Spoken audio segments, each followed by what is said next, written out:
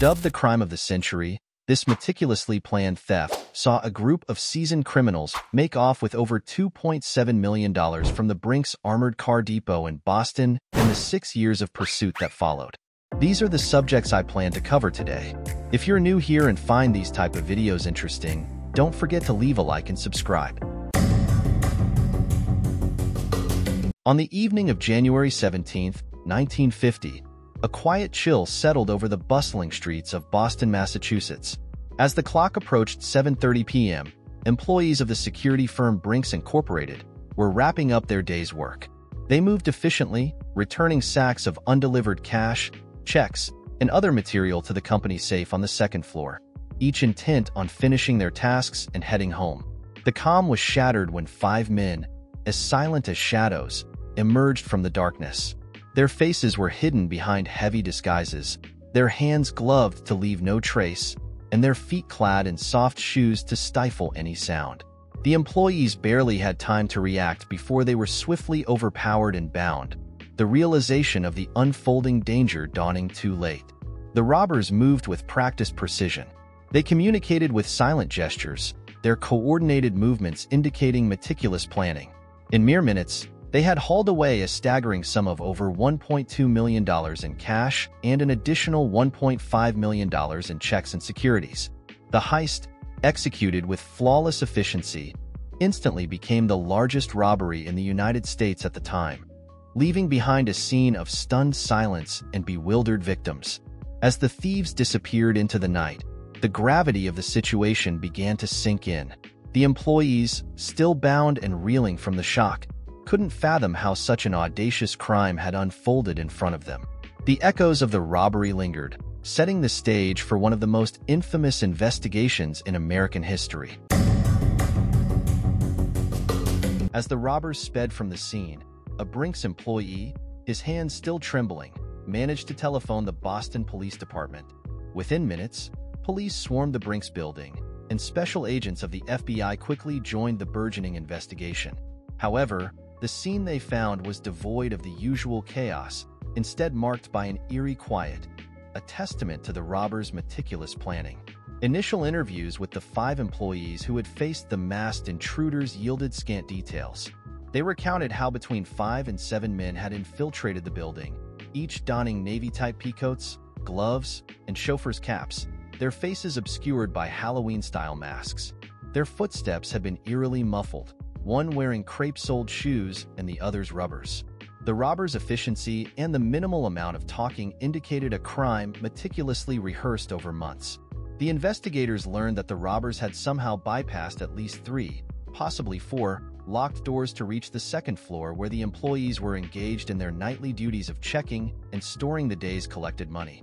Forced at gunpoint to lie face down, the employees were bound with their hands tied behind their backs, and adhesive tape covered their mouths.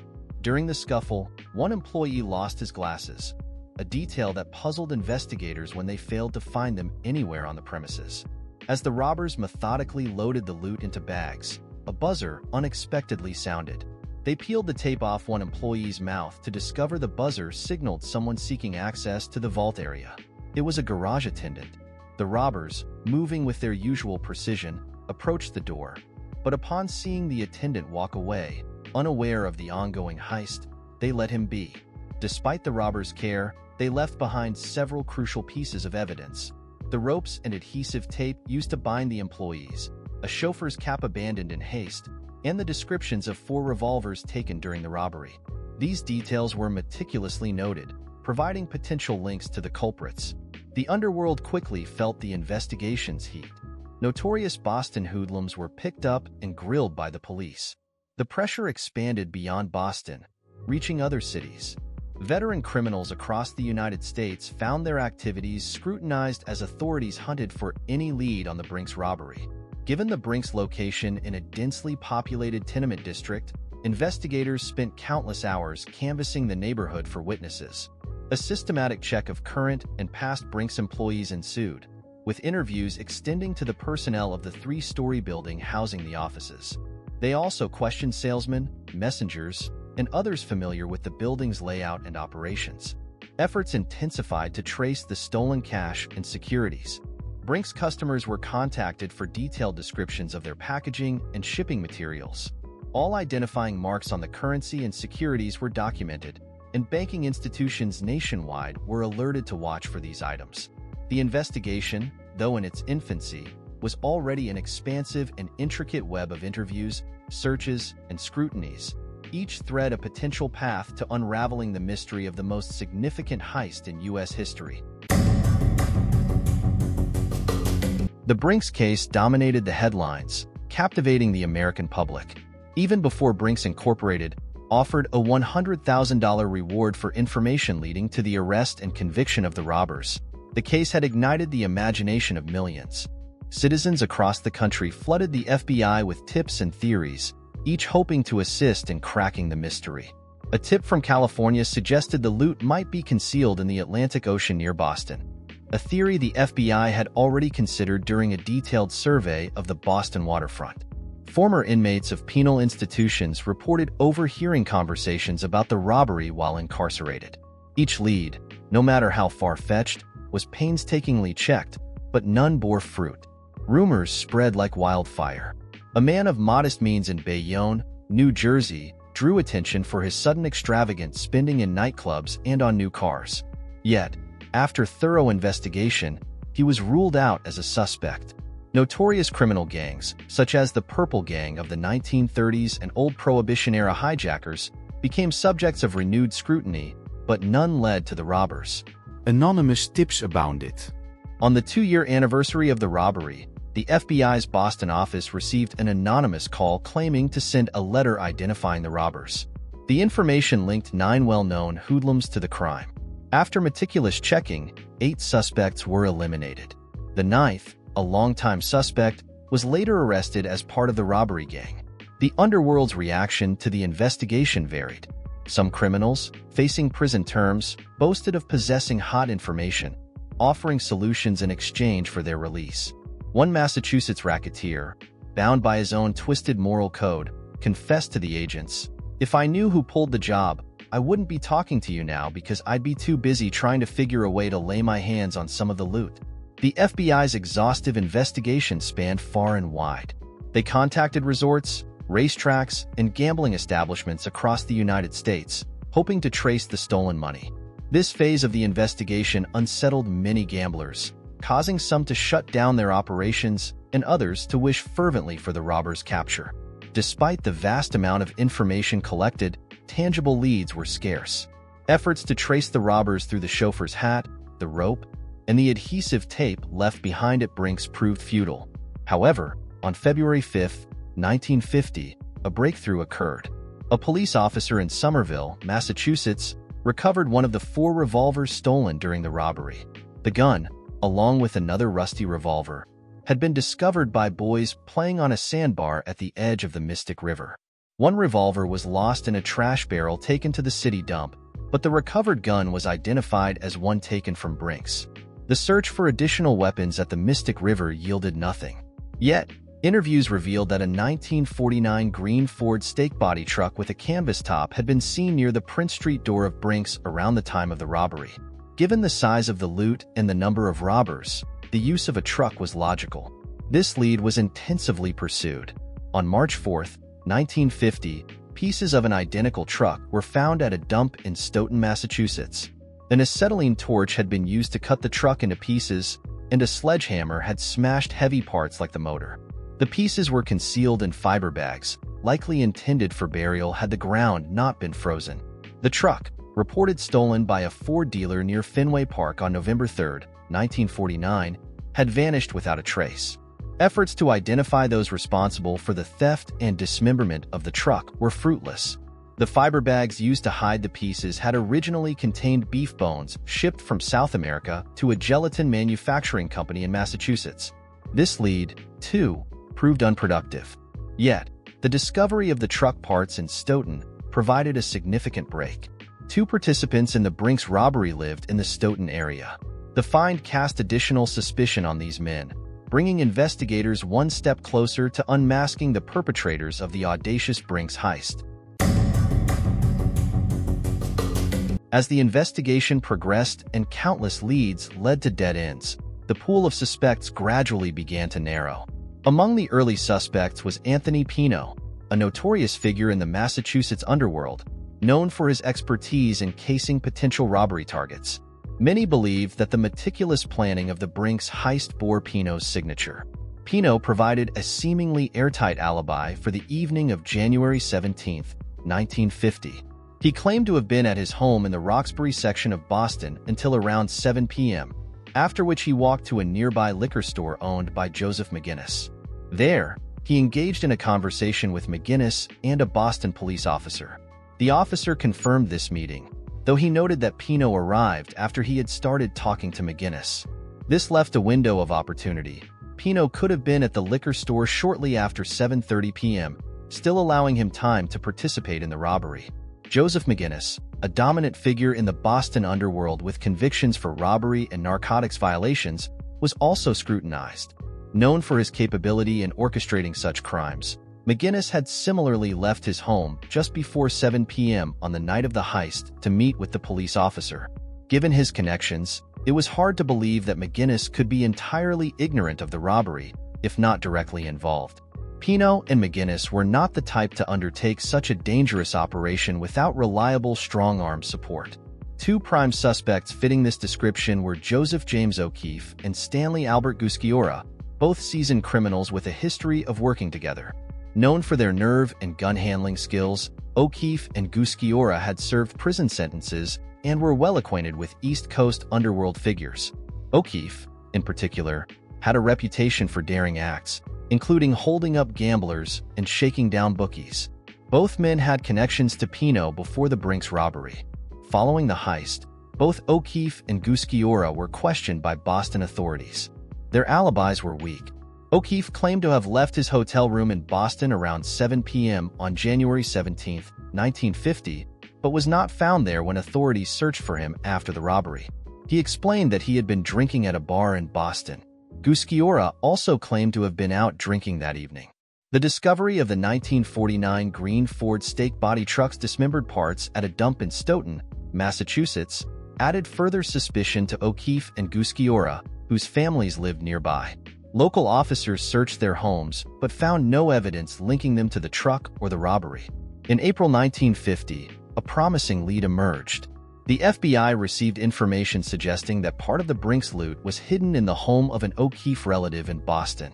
A federal search warrant was obtained, and on April 27, 1950, agents searched the home. They found several $100s hidden inside, but there was no way to confirm if it was part of the stolen loot. Despite the lack of concrete evidence directly linking Pino, McGinnis, O'Keefe, or Gusciora to the Brink's robbery, the investigation's focus tightened around these key suspects. The meticulous work of sifting through tips and following every possible lead continued, as the FBI sought the breakthrough that would finally crack the case wide open. On June 2, 1950, Joseph O'Keefe and Stanley Gusciora departed Boston, supposedly to visit Gusciora's brother's grave in Missouri. Their journey, however, was marked by several illicit activities. On June 12, 1950, they were apprehended in Towanda, Pennsylvania, with guns and stolen goods from burglaries in Kane and Coudersport, Pennsylvania. A former bondsman from Boston made multiple trips to Towanda, attempting to secure their release on bail, but failed. Subsequently, on September 8, 1950, O'Keefe was sentenced to 3 years in Bradford County Jail and fined $3,000 for violating the Uniform Firearms Act. Although Gusciora was acquitted in Towanda, he was transferred to McKean County, Pennsylvania, where he faced charges of burglary, larceny, and receiving stolen goods. On October 11, 1950, he was sentenced to 5 to 20 years in the Western Pennsylvania Penitentiary in Pittsburgh. Despite their convictions, O'Keefe and Gusciora continued to seek their release. From 1950 to 1954, the underworld buzzed with rumors about efforts to raise money for their legal defense. Pino, McGinnis, Adolph, Jazz, Maffei, and Henry Baker were frequently mentioned in these rumors. It was suggested that they had participated in the big job and now felt pressured to support O'Keefe and Gusciora. Though concrete evidence and witnesses were scarce, it became increasingly clear that O'Keefe was a central figure in the Brink's robbery. Pino, too, was implicated, and there were indications that O'Keefe felt betrayed by Pino, who seemed to abandon him after his arrest. Repeatedly interviewed about the Brink's heist, O'Keefe and Gusciora maintained their ignorance. Hoping that a rift had developed between the jailed criminals and their free accomplices, FBI agents revisited O'Keefe and Gusciora. Even behind bars, they remained defiant and uncooperative. As rumors swirled about who was involved, the FBI identified more potential gang members. Adolph Jazz Maffei, suspected of contributing to O'Keefe and Gusciora's legal fund, could not account for his whereabouts on January 17, 1950. Henry Baker, a seasoned criminal recently released from prison, also drew suspicion. On the day after the robbery, Baker claimed he spent the evening walking alone after dining with his family, an alibi that lacked verification. Another suspect was Vincent James Costa, Pino's brother-in-law, who had an armed robbery conviction. On January 17, 1950, Costa said he worked at a motor terminal until 5 p.m., then returned home for dinner before heading back to the terminal around 7 p.m. and working until 9 p.m. The alibis of the suspects frequently mentioned the time around 7 p.m. on January 17, 1950. O'Keefe left his hotel at 7 p.m., Pino and Baker each decided to go out at 7 p.m., and Costa went back to work at 7 p.m. Given that the robbery occurred between 7:10 and 7:27 p.m., it was likely that the gang, meticulously coordinated, had planned to meet at a precise time, ensuring their alibis covered their activities up until the final moment of the heist. As the investigation progressed, the suspects' alibis and connections to each other became increasingly scrutinized, tightening the net around those involved in the daring Brink's robbery. On November 25, 1952, the FBI's investigation of the Brink's robbery took a pivotal turn as a federal grand jury in Boston began hearings on the case. The FBI hoped that the grand jury's proceedings would encourage reluctant witnesses to speak out, but this hope proved unfounded. By January 9, 1953, the grand jury concluded its hearings. Their findings, released on January 16, 1953, highlighted three critical issues: the effective disguises of the robbers, the absence of eyewitnesses, and the refusal of certain witnesses to testify, which hindered the grand jury's efforts. 10 individuals who had testified before the grand jury were relieved when no indictments were returned. However, 3 years later, these 10 men, along with another criminal, would be indicted by a state grand jury in Boston for the Brink's robbery. Despite the lack of indictments, the FBI continued its investigation, convinced it had identified the actual perpetrators. The investigation intensified around suspects Anthony Pino, Joseph McGinnis, Adolph Jazz Maffei, Henry Baker, and Vincent James Costa. Their movements and alibis were scrutinized, revealing suspicious patterns. Pino's and McGinnis's alibis, involving a conveniently timed interaction with a police officer, were strong but suspicious. O'Keefe and Gusciora, already serving sentences for other crimes, had flimsy alibis and connections to the stolen truck parts found in Stoughton, where their relatives lived. Small but significant pieces of evidence, like the stolen Ford truck parts, strengthened the case against the suspects. The FBI's relentless pursuit of every lead finally paid off. Nearly 3 years after the federal grand jury hearings, the state grand jury in Boston issued indictments against 10 men and an additional criminal for their roles in the Brink's robbery. This marked a significant step towards justice for the audacious crime that had captivated the nation and challenged law enforcement for years. While O'Keefe and Gusciora languished in Pennsylvania jails, Anthony Pino faced his own set of legal challenges. Born in Italy in 1907 and arriving in the United States as a young child, Pino never became a naturalized citizen. His criminal record caught up with him in 1941 when the Immigration and Naturalization Service initiated deportation proceedings. At the time, Pino was serving time in Charlestown State Prison, Massachusetts, for breaking and entering and possession of burglar tools. His 1928 conviction for carnal abuse of a girl also factored into the deportation case. Pino fiercely resisted deportation. After his release from prison in late summer 1944, he was immediately taken into custody by immigration authorities. During his imprisonment, he sought a pardon to expunge one of his convictions. In September 1949, Pino achieved a significant victory when the acting governor of Massachusetts granted him a full pardon, nullifying the second conviction and halting the deportation process. However, Pino's troubles resurfaced in January 1953 after he testified before the federal grand jury about the Brink's case. This time, the INS targeted him for deportation based on a 1948 arrest for larceny involving less than $100. Though sentenced to 1 year for this offense, the sentence was later revoked, and the case was placed on file. Released on bail pending a deportation hearing on January 12, 1953, Pino argued that the 1948 conviction was insufficient grounds for deportation. Amid his legal battles, Pino faced increasing pressure from O'Keefe, who was imprisoned in Towanda, Pennsylvania. O'Keefe, feeling betrayed by his former associates, constantly pressured Pino from his jail cell. Meanwhile, Pino's fight against deportation dragged on for more than 2 years, culminating in a landmark Supreme Court ruling on April 11, 1955. The court decided that Pino's 1948 larceny conviction had not reached the finality required to support a deportation order, allowing Pino to stay in the United States.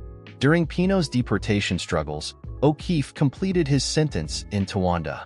In early January 1954, he was transferred to McKean County, Pennsylvania to face burglary, larceny, and receiving stolen goods charges, along with a detainer for violating probation from a 1945 concealed weapons conviction. Released on $17,000 bond, O'Keefe returned to Boston and was briefly detained for his probation violation before being released on $1,500 bond. While in Boston, O'Keefe, needing money for his legal defense, reconnected with the robbery gang, harboring a growing resentment toward his former partners. O'Keefe was found guilty of burglary in McKean County on March 4, 1954, but filed an appeal and was released on $15,000 bond, returning to Boston to await the appeal's outcome. During this period, Adolph Jazz Maffei, another gang member, was convicted of federal income tax evasion and began a 9-month sentence in the federal penitentiary at Danbury, Connecticut, in June 1954. Rumors swirled in the underworld that Adolph Jazz Maffei and Henry Baker were prime targets of O'Keefe's ire, having allegedly swindled him out of a substantial sum. To avoid confrontation, Baker and his wife promptly left Boston for a vacation following O'Keefe's return in March 1954. Throughout spring 1954, O'Keefe made persistent and cold attempts to solicit money from fellow gang members in Boston, hoping to collect what he believed was his share of the Brink's heist. He renewed ties with a Boston racketeer who had previously raised funds for his and Gusciora's legal defenses. The underworld buzzed with news that on May 18, 1954, O'Keefe and this racketeer kidnapped Vincent Costa, demanding a ransom. It was rumored that other gang members paid part of the ransom, leading to Costa's release on May 20th. Despite denials from all parties involved, the incident left the gang visibly shaken. The tension escalated on June 5, 1954, when an attempt was made on O'Keefe's life. In the early morning in Dorchester, Massachusetts, an automobile pulled alongside O'Keefe's car and fired shots that pierced his windshield. O'Keefe, anticipating trouble, ducked and escaped unharmed. A second shooting occurred on June 14, 1954, also in Dorchester, during a visit to Baker, who pulled a gun on O'Keefe. Shots were exchanged, but neither man was hit, and Baker fled. The most serious attempt happened on June 16, 1954, when over 30 shots were fired at O'Keefe in Dorchester, wounding him in the wrist and chest. Despite his injuries, O'Keefe survived. Elmer Trigger Burke was arrested by Boston police on June 17, 1954, for possessing a machine gun linked to the June 16 shooting. Burke, a known contract killer, was allegedly hired by O'Keefe's underworld associates to eliminate him. After this incident, O'Keefe vanished but was later apprehended on August 1, 1954, in Leicester, Massachusetts, for probation violation. Sentenced to 27 months in prison on August 5, 1954, O'Keefe was placed in Hampton County Jail for his safety. O'Keefe's racketeer associate vanished on August 3, 1954, with his abandoned car found near his home, leading to speculation that he was killed due to his ties with O'Keefe. Other gang members faced their own setbacks. James Ignatius Faherty, an armed robbery specialist, had his parole revoked in March 1954 for unsatisfactory behavior, but was paroled again 7 months later. Joseph McGinnis, charged with distillery equipment possession in February 1954, was sentenced to 30 days in jail and fined $1,000 in March 1955, though the conviction was later overturned. Maffei, serving a sentence for tax evasion, was released on January 30, 1955. Joseph Sylvester Banfield, a suspected Brink's participant, died of natural causes shortly before Maffei's release. Even Pino, grappling with deportation issues, was arrested in August 1954. On August 28, 1954, Trigger Burke escaped from the Suffolk County Jail with the help of an armed accomplice. A vehicle linked to the escape was traced to Pino, who was arrested on August 30th but later released after denying involvement. Burke was eventually captured by FBI agents in South Carolina in August 1955, extradited to New York, and executed following his conviction for murder. Despite significant spending by the Brinks gang in 1954, primarily on legal defenses, none of the stolen Brinks money was recovered. By year's end, internal conflict had escalated, yet no one had broken their silence. However, the FBI suspected that O'Keefe's growing frustration might lead him to betray his associates. In October 1954, FBI agents interviewed O'Keefe at the Springfield, Massachusetts jail. O'Keefe's letters from prison, filled with bitterness and demands for money, demonstrated his increasing disillusionment. He faced a potential lifetime in prison while his co-conspirators enjoyed their freedom and wealth. 3 attempts on his life in June 1954 underscored the danger he faced if he returned to Boston. O'Keefe's bitterness deepened through weeks of broken promises from the gang. From his perspective, his threats were ignored because, while in prison, he couldn't harm his former associates, and they believed he wouldn't talk since it would incriminate him as well. On December 27, 1955, 2 days after Christmas, the FBI visited O'Keefe again. Initially hostile, he began to warm up.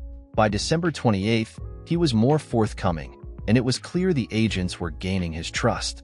On January 6, 1956, at 4:20 p.m., O'Keefe made his decision. He was done with Pino, Baker, McGinnis, Maffei, and the rest. He asked the FBI agents, "What do you want to know?" In a series of interviews over the next few days, O'Keefe divulged the full story of the Brinks robbery.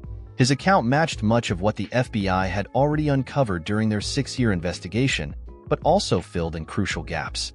Pino had conceived the robbery, a product of the combined criminal expertise of men who had known each other for years. Initially, in 1947, the gang planned to rob Brinks when it was located on Federal Street in Boston. This plan fell through due to the risks involved. In December 1948, when Brinks moved to 165 Prince Street, the gang began anew. They conducted extensive surveillance using rooftops on Prince and Snow Hill streets, observing Brinks' activities through binoculars.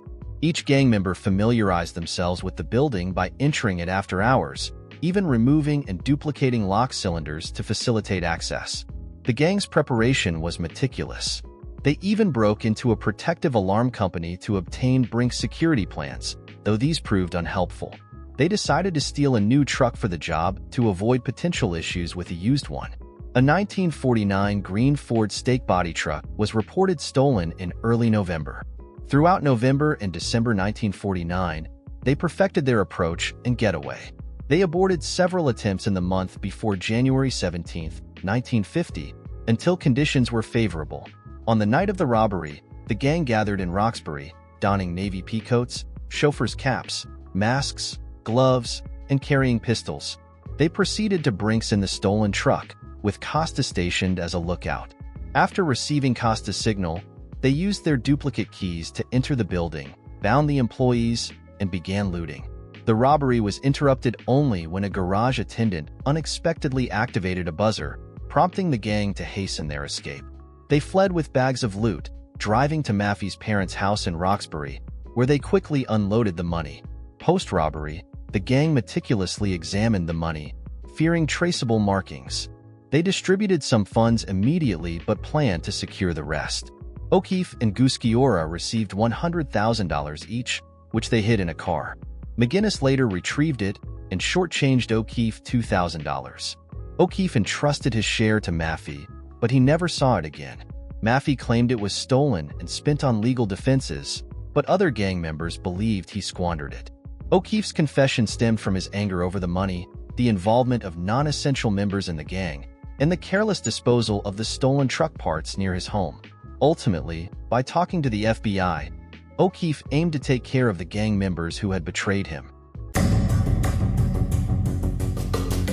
On January 11, 1956, the U.S. Attorney in Boston authorized FBI special agents to file complaints against 11 Brink's robbery conspirators.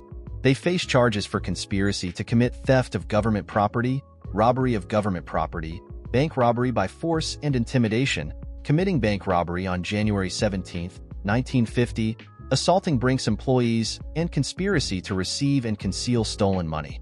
Additionally, McGinnis faced 2 other complaints for receiving and concealing the loot. On January 12, 1956, 6 gang members, Baker, Costa, Geegan, Maffei, McGinnis, and Pino, were arrested by FBI agents and held with bail set at over $100,000 each. The whereabouts of 3 other members were already known. O'Keefe and Gusciora were in prison for other crimes, and Banfield was dead. However, Faherty and Richardson evaded arrest and were placed on the FBI's 10 most wanted fugitives list. Their run ended on May 16, 1956, when FBI agents raided their Dorchester, Massachusetts apartment. As agents stormed the hideout, Faherty and Richardson reached for 3 loaded revolvers on a bathroom chair but were captured before they could use them. The apartment also contained over $5,000 in coins. This raid led to the indictment of another Boston hoodlum as an accessory after the fact. Cooperating with local authorities, the FBI shared their findings with the Suffolk County District Attorney. Consequently, on January 13, 1956, the Suffolk County Grand Jury indicted the 11 Brink's gang members, with O'Keefe serving as the principal witness for the state grand jury. The long arm of the law finally caught up with the once elusive and feared Brink's robbers. Their complex and meticulously planned heist, initially successful, ultimately unraveled due to internal strife, the relentless pursuit by law enforcement, and O'Keefe's decision to betray his old associates.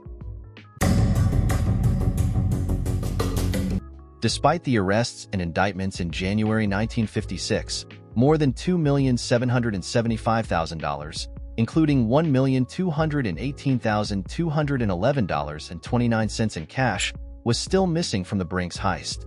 O'Keefe had no knowledge of the whereabouts of the loot, and the other gang members remained silent. However, a significant breakthrough occurred on June 3, 1956. At around 7:30 p.m., a Baltimore police officer was approached by an amusement arcade operator who suspected that a $10 bill passed to him was counterfeit.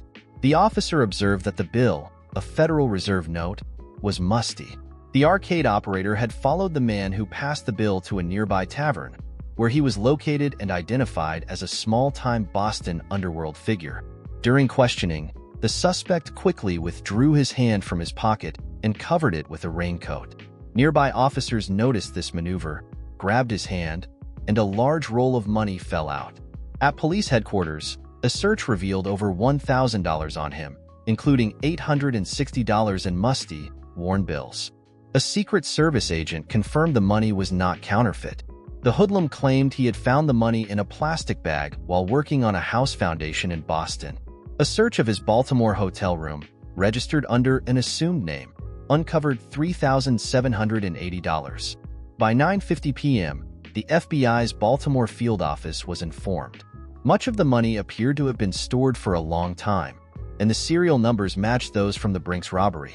Of the $4,822 found on the criminal, $4,635 was identified as part of the Brink's loot.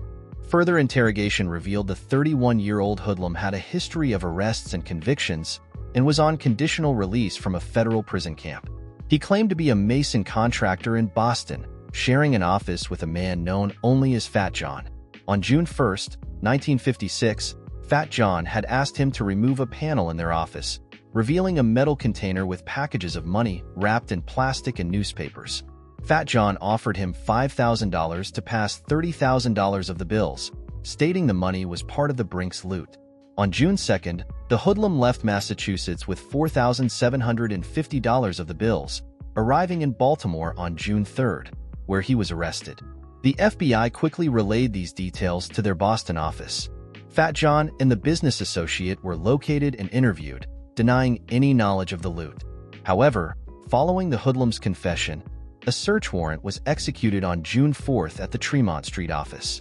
Behind the wall partition in Fat John's office, agents found a picnic cooler containing over $57,700, including $51,906 identifiable as part of the Brink's loot.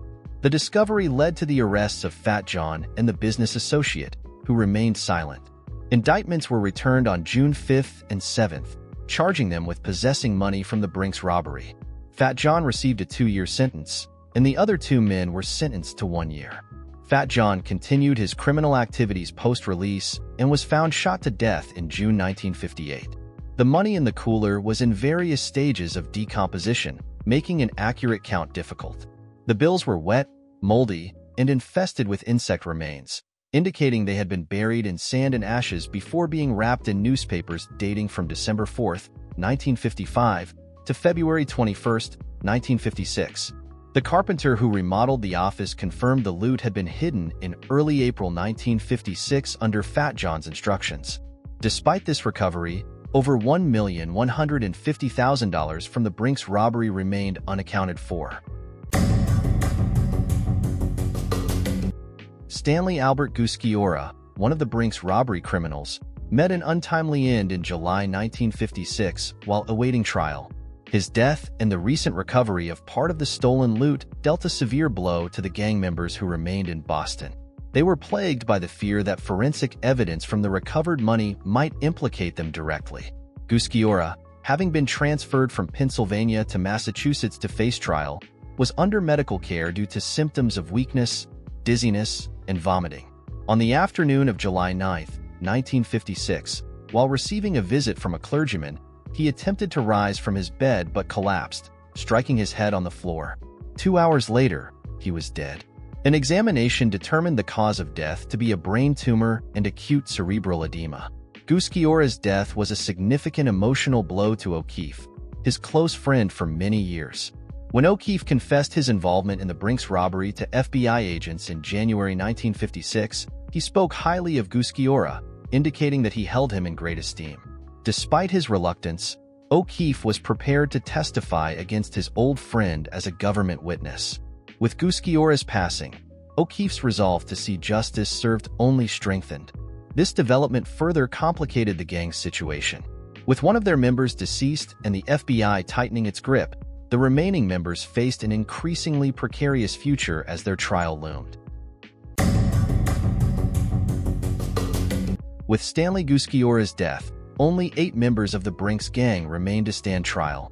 O'Keefe had already pleaded guilty to the armed robbery on January 18, 1956.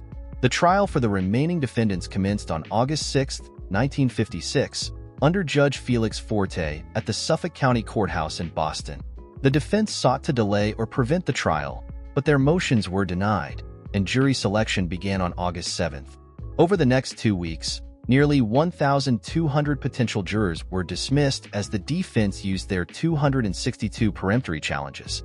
Another week saw the examination of approximately 500 more citizens before a 14-member jury was finally seated. Throughout September 1956, over 100 witnesses testified for the prosecution and defense. The key witness, Specs O'Keefe, meticulously detailed the crime and the involvement of each defendant. His testimony was crucial in establishing the roles of the accused.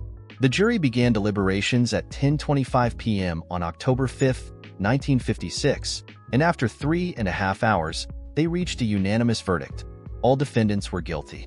On October 9, 1956, Judge Forte sentenced Pino, Costa, Maffei, Geegan, Faherty, Richardson, and Baker to life imprisonment for robbery, 2 years for conspiracy to steal, and 8 to 10 years for breaking and entering at night. McGinnis, who had not been present during the robbery but was an accessory before the fact, received a life sentence on each of the 8 indictments related to the robbery, plus additional sentences ranging from 2 years to 8 to 10 years.